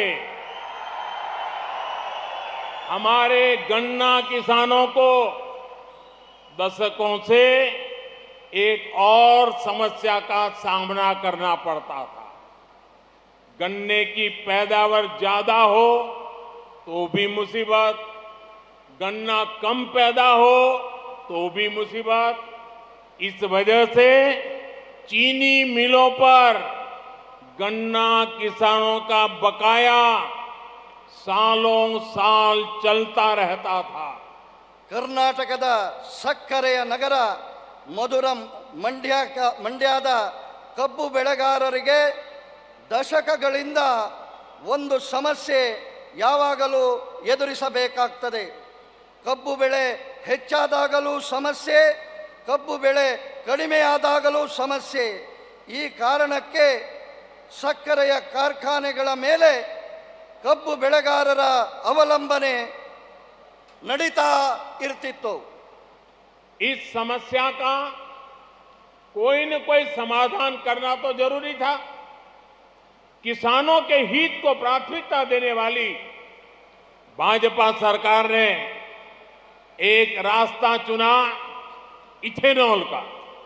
हमने तय किया कि गन्ने से बनने वाले इथेनॉल का उत्पादन बढ़ाएंगे, यानी गन्ने की ज्यादा पैदावार होने पर उससे इथेनॉल बनाया जाएगा। इथेनॉल से किसान की आय सुनिश्चित की जाएगी। ಈ ಸಮಸ್ಯೆಗೆ ಒಂದು ಪರಿಹಾರವನ್ನು ಹುಡುಕುವಂಥದ್ದು ಅಗತ್ಯ ಇತ್ತು. ರೈತರ ಹಿತಕ್ಕೆ ಪ್ರಾಥಮಿಕತೆಯನ್ನು ನೀಡುವಂತಹ ಬಿಜೆಪಿ ಸರ್ಕಾರ ಒಂದು ಉಪಾಯವನ್ನು ಇಥೆನಾಲ್ ಉತ್ಪಾದನೆಯ ಮೂಲಕ ಹುಡುಕಿತು. ನಾವು ನಿಶ್ಚಯ ಮಾಡಿದೆವು, ಕಬ್ಬಿನಿಂದ ಉತ್ಪಾದನೆ ಆಗುವಂತಹ ಇಥೆನಾಲ್ನ ಉತ್ಪಾದನೆಯನ್ನು ಹೆಚ್ಚಿಗೆ ಮಾಡುತ್ತೇವೆ. ಅಂದರೆ ಕಬ್ಬಿನಿಂದ ಹೆಚ್ಚಿನ ಉತ್ಪತ್ತಿಯನ್ನು ಮಾಡುವುದರ ಮೂಲಕ ಇಥೆನಾಲ್ನ ಹೆಚ್ಚಿನ ಉತ್ಪಾದನೆ ಜೊತೆಗೆ ಕಬ್ಬು ಬೆಳೆಗಾರರಿಗೆ ಹೆಚ್ಚಿನ ಸುಸ್ಥಿರ ಅಭಿವೃದ್ಧಿ ಇದರಿಂದ ಸಾಧ್ಯ. पिछले वर्ष ही देश की चीनी मिलों ने 20,000 करोड़ रुपए का इथेनॉल तेल कंपनियों को बेचा। इससे गन्ना किसानों को समय पर भुगतान करने में मदद मिली है। 13-14 के बाद से लेकर पिछले सीजन तक 17,000 करोड़ रुपए का इथेनॉल चीनी मिलों से खरीदा गया है। ये पैसा गन्ना किसानों तक पहुंचा है। ಕಳೆದ ವರ್ಷ ದೇಶದ ಸಕ್ಕರೆ ಕಾರ್ಖಾನೆಗಳಿಂದ 20,000 ಕೋಟಿ ರೂಪಾಯಿಯ ಇಥನಾಲನ್ನು ತೈಲ ಕಂಪನಿಗಳಿಗೆ ಮಾರಾಟ ಮಾಡಿದೆ. ಇದರಿಂದಾಗಿ ಕಬ್ಬು ಬೆಳೆಗಾರರ ಸಮಯಕ್ಕೆ ಸರಿಯಾಗಿ ಹಣವನ್ನು ಪಾವತಿಸುವುದಕ್ಕೆ ಸಹಾಯವಾಗಿದೆ. 2013-14ರ ನಂತರ ಕಳೆದ ಸೀಸನ್ವರೆಗೂ 70,000 ಕೋಟಿ ರೂಪಾಯಿಯ ಇಥನಾಲ್ ಸಕ್ಕರೆ ಕಾರ್ಖಾನೆಗಳಿಂದ ಕ್ರಯಕ್ಕೆ ತೆಗೆದುಕೊಂಡಿದೆ. ಈ ಹಣ ಕಬ್ಬು ಬೆಳೆಗಾರರಿಗೆ ತಲುಪಿದೆ. इस वर्ष के केंद्र सरकार के बजट में भी किसानों के लिए विशेष रूप से गन्ना किसानों के लिए अनेक प्रावधान किए गए हैं. शुगर कोऑपरेटिव्स के लिए 10,000 करोड़ रुपए की मदद हो, टैक्स में छूट हो, इससे गन्ना किसानों को लाभ होगा. ಈ ವರ್ಷವೂ ಕೇಂದ್ರ ಸರ್ಕಾರ ಬಜೆಟ್ನಲ್ಲಿ ರೈತರಿಗಾಗಿ ವಿಶೇಷವಾಗಿ ಕಬ್ಬು ಬೆಳೆಗಾರರಿಗೆ ಅನೇಕ ಯೋಜನೆಗಳನ್ನು ಘೋಷಣೆ ಮಾಡಿದೆ. ಸಕ್ಕರೆಯ ಸಹಕಾರಿ ಸಂಘಗಳಿಗೆ 10,000 ಕೋಟಿ ರೂಪಾಯಿಯ ಸಹಾಯಧನ, ತೆರಿಗೆಯಲ್ಲಿ ರಿಯಾಯಿತಿ, ಇದರಿಂದ ಕಬ್ಬು ಬೆಳೆಗಾರರಿಗೆ ಲಾಭವಾಗಲಿದೆ. हमारा देश अवसरों की धरती है. दुनिया भर के लोग भारत में अपनी संभावनाएं तलाश रहे हैं. 2022 में भारत में रिकॉर्ड विदेशी निवेश आया. इसका सबसे बड़ा लाभ ये हमारे कर्नाटका को हुआ. कोरोना काल के बावजूद कर्नाटका में लगभग 4 लाख करोड़ रुपए का निवेश हुआ है. ये डबल इंजन सरकार की मेहनत दिखाता है. ಇವತ್ತು ನಮ್ಮ ದೇಶ ಅವಕಾಶಗಳ ಭೂಮಿಯಾಗಿ ಪರಿವರ್ತನೆಯಾಗಿದೆ. ಜಗತ್ತಿನ ಎಲ್ಲ ಜನರು ಭಾರತದಲ್ಲಿ ತಮ್ಮ ಅವಕಾಶಗಳ ಹುಡುಕಾಟವನ್ನು ಮಾಡ್ತಾ ಇದ್ದಾರೆ. 2022ರಲ್ಲಿ ಭಾರತದಲ್ಲಿ ವಿದೇಶಿ ಹೂಡಿಕೆ ಬಂದಿದೆ, ದಾಖಲೆ ಪ್ರಮಾಣದಲ್ಲಿ ಬಂದಿದೆ. ಇದರ ದೊಡ್ಡ ಲಾಭ ಕರ್ನಾಟಕಕ್ಕೆ ಆಗಲಿದೆ. ಕರ್ನಾಟಕ ಕೊರೋನಾ ಕಾಲದ ಹೊರತಾಗಿಯೂ ಕರ್ನಾಟಕದಲ್ಲಿ ಸುಮಾರು 4 ಲಕ್ಷ ಕೋಟಿ ರೂಪಾಯಿಯ ಹೂಡಿಕೆ ಆಗಿದೆ. ಇದು ಡಬಲ್ ಎಂಜಿನ್ ಸರ್ಕಾರದ ಪರಿಶ್ರಮವನ್ನು ತೋರಿಸುತ್ತದೆ. कर्नाटका में आईटी के अलावा बायोटेक्नोलॉजी से लेकर डिफेंस मैन्युफैक्चरिंग तक हर सेक्टर का विस्तार हो रहा है. डिफेंस, एरोस्पेस और स्पेस सेक्टर में अभूतपूर्व निवेश हो रहा है. अब कर्नाटका इलेक्ट्रिक व्हीकल मैन्युफैक्चरिंग में भी तेजी से आगे बढ़ रहा है. ಕರ್ನಾಟಕದ ಮಾಹಿತಿ ತಂತ್ರಜ್ಞಾನದ ಹೊರತಾಗಿ ಬಯೋಟೆಕ್ನಾಲಜಿಯನ್ನು ಪ್ರಾರಂಭಗೊಂಡು ರಕ್ಷಣಾ ಉತ್ಪಾದನೆಯಲ್ಲಿಯೂ ವಲಯದಲ್ಲಿಯೂ ವಿಸ್ತಾರವನ್ನು ವೇಗವನ್ನು ಪಡೆದಿದೆ. ರಕ್ಷಣಾ ವಲಯ, ವಿಮಾನ ವಲಯ, ಅದೇ ರೀತಿ ಬಾಹ್ಯಾಕಾಶಗಳ ವಲಯದಲ್ಲಿ ಅಭೂತಪೂರ್ವವಾದಂತಹ ಹೂಡಿಕೆ ಆಗ್ತಾ ಇದೆ. ಇವತ್ತು ಕರ್ನಾಟಕ ವಿದ್ಯುತ್ ವಾಹನಗಳ ತಯಾರಿಕೆಗೆ ಬಹಳ ವೇಗವನ್ನು ನೀಡಿದೆ. डबल इंजन सरकार के इन प्रयासों के बीच कांग्रेस और उनके साथी क्या कर रहे हैं? कांग्रेस ने तो एक काम लिया है सर पे. कांग्रेस मोदी की कब्र खोदने का सपना देख रही है. कांग्रेस मोदी की कब्र खोदने में बिजी है और मोदी बेंगलुरु मैसूरू एक्सप्रेस वे बनाने में बिजी है.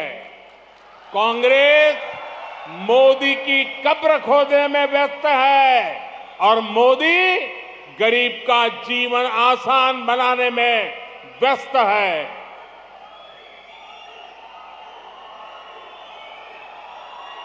ಡಬಲ್ ಎಂಜಿನ್ ಸರ್ಕಾರ ಈ ಎಲ್ಲ ಪ್ರಯತ್ನಗಳನ್ನು ಮಾಡ್ತಾ ಇದ್ದರೆ ಕಾಂಗ್ರೆಸ್ ಏನು ಮಾಡ್ತಾ ಇದೆ?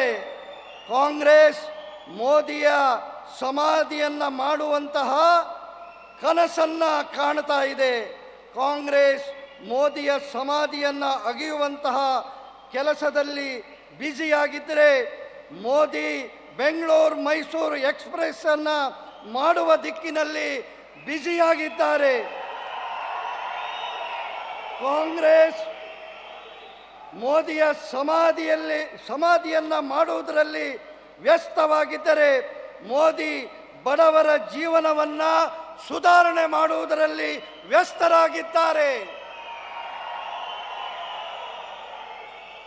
मोदी की कब्र खोदने का सपना देख रहे कांग्रेसियों को पता नहीं है कि देश की करोड़ों माताओं बहनों बेटियां, देश के लोगों का आशीर्वाद मोदी का सबसे बड़ा सुरक्षा कवच है.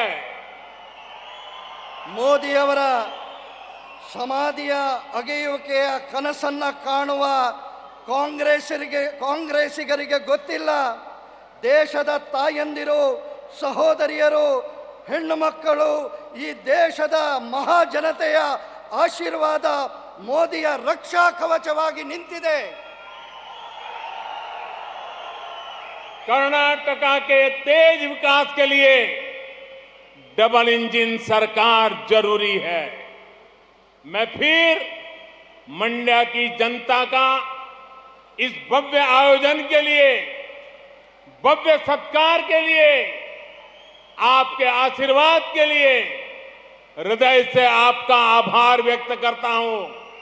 आप सभी को विकास के प्रोजेक्ट के लिए बहुत बहुत बधाई देता हूं. ಕರ್ನಾಟಕದ ಈ ವೇಗದ ವಿಕಾಸಕ್ಕೆ ಡಬಲ್ ಇಂಜಿನ್ ಸರ್ಕಾರದ ಅಗತ್ಯ ಇದೆ.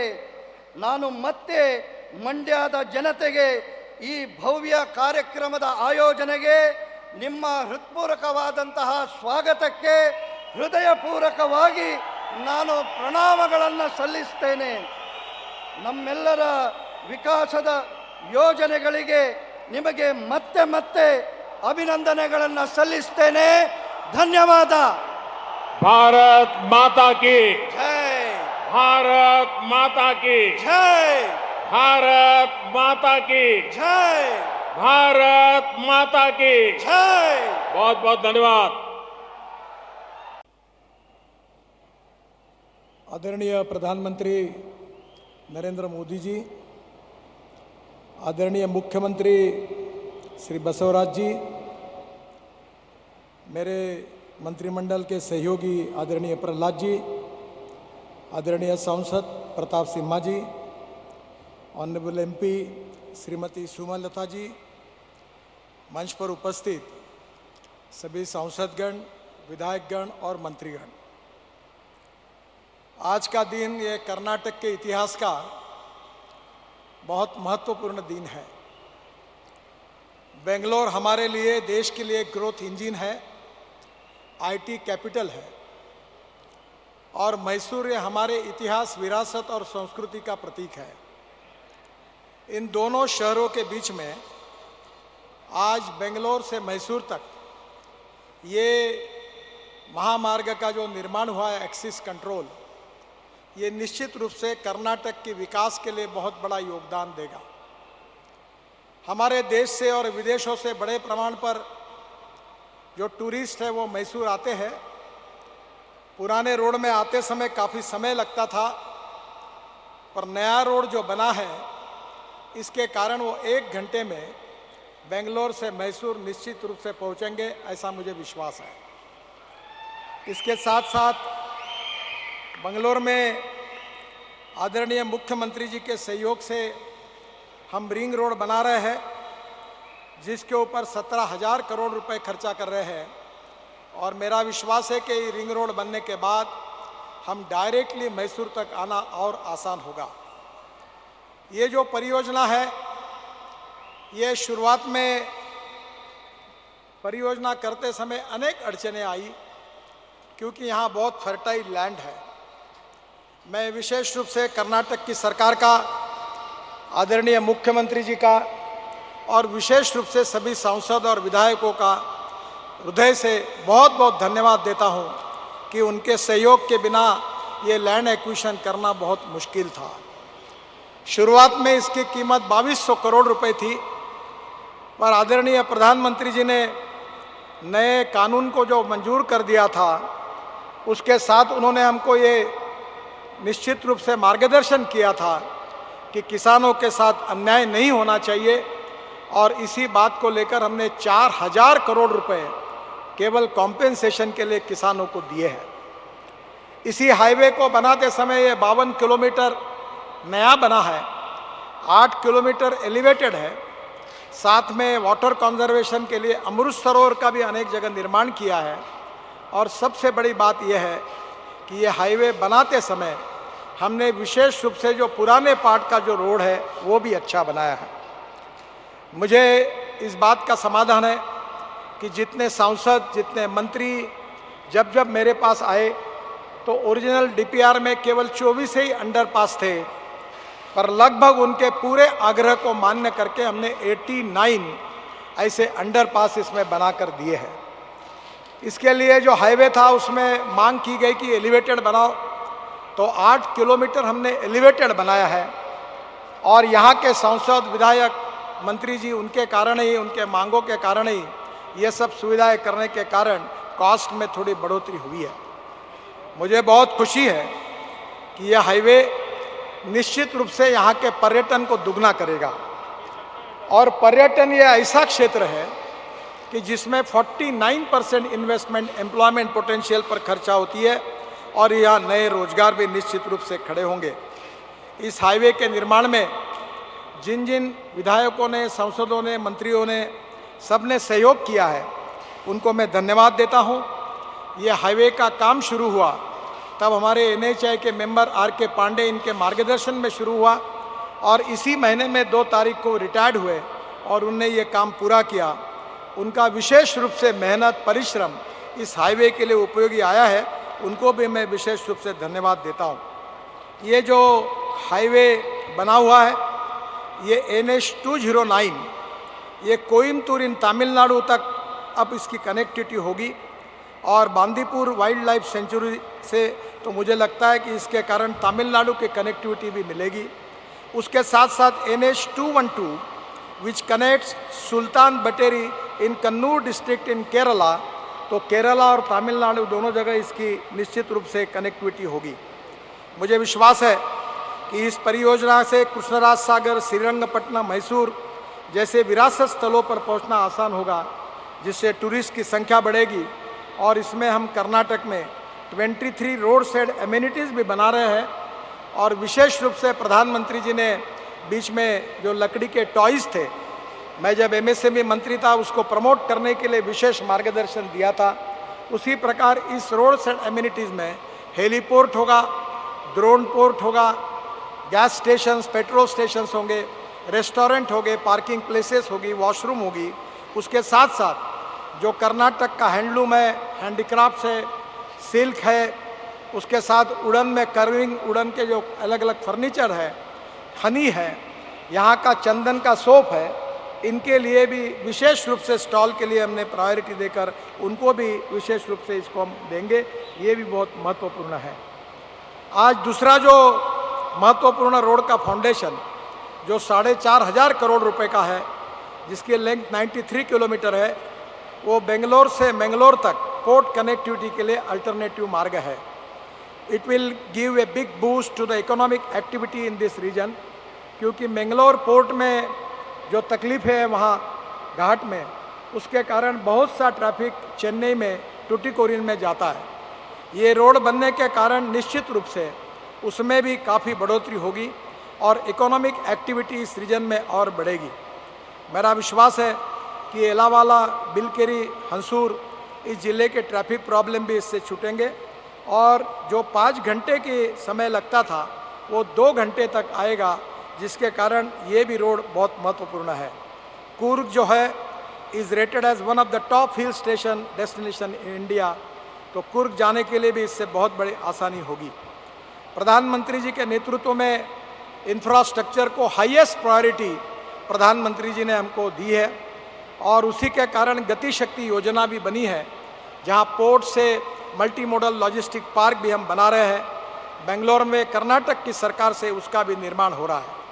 सबसे महत्वपूर्ण जो बेंगलोर चेन्नई एक्सप्रेस हाईवे है, ये विशेष रूप से दिल्ली से, नॉर्थ से, पंजाब हरियाणा वहाँ से जोड़कर सूरत तक आने के बाद मुंबई और पूना जाने की अब ज़रूरत नहीं है।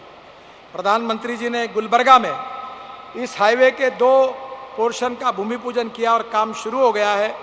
ये बेंगलोर चेन्नई एक्सप्रेस हाईवे ये कश्मीर से कन्याकुमारी तक, कारगिल से लेकर लद्दाख लेह से लेकर कन्याकुमारी त्रिवेंद्रम कोचीन तक जोड़ने वाला महामार्ग बनेगा और जो निश्चित रूप से करीब 20,000 करोड़ का है और मेरा विश्वास है कि 50% उसका वर्क कंप्लीट हुआ है और हम इसी साल दिसंबर में ये चेन्नई बेंगलोर सूरत एक्सप्रेस हाईवे का काम हम पूरा करेंगे। बेंगलोर चेन्नई एक्सप्रेस हाईवे का काम अगले मार्च तक पूरा होगा और चेन्नई सूरत एक्सप्रेस हाईवे जो है उसका काम निश्चित रूप से दिसंबर तक पूरा होगा। मुझे बंगलोर के रिंग रोड का भी काम हम आने वाले मार्च के पहले नए साल में वो भी काम पूरा करेंगे, जिससे बंगलोर में ट्रैफिक जाम से काफ़ी बड़े प्रमाण पे मुक्ति मिलेगी। हमारी विभाग की ओर से प्रधानमंत्री जी के मार्गदर्शन में हम करीब 2 लाख करोड़ रुपए के काम कर्नाटक में कर रहे हैं और मेरा विश्वास है कि आने वाले समय में 2024 तक करीब 3 लाख करोड़ तक के काम मंजूर है, जो काम हम करने जा रहे हैं। मुझे बहुत खुशी है। It is a great pleasure and pride for me that today in the history of Karnataka this is one of the historical place which is in the world known historical place Mysore and connected to the IT capital of the world Bangalore. It is really a great event and it is a great opportunity for all of us to execute this work. मैं प्रधानमंत्री जी को बहुत बहुत अभिनंदन करता हूँ, धन्यवाद देता हूँ कि उन्होंने आज के इस कार्यक्रम में इस हाईवे का उद्घाटन किया है। दिसंबर में निश्चित रूप से चेन्नई बेंगलोर हाईवे के भी उद्घाटन उनके हाथ से हम करेंगे और निश्चित रूप से रिंग रोड का भी निर्माण मार्च तक अगले साल पूरा करेंगे। इसी विश्वास के साथ फिर से एक बार कर्नाटक की जनता को मैं अपनी तरफ से बहुत बहुत बधाई देता हूं, आपका अभिनंदन करता हूं। धन्यवाद, नमस्कार।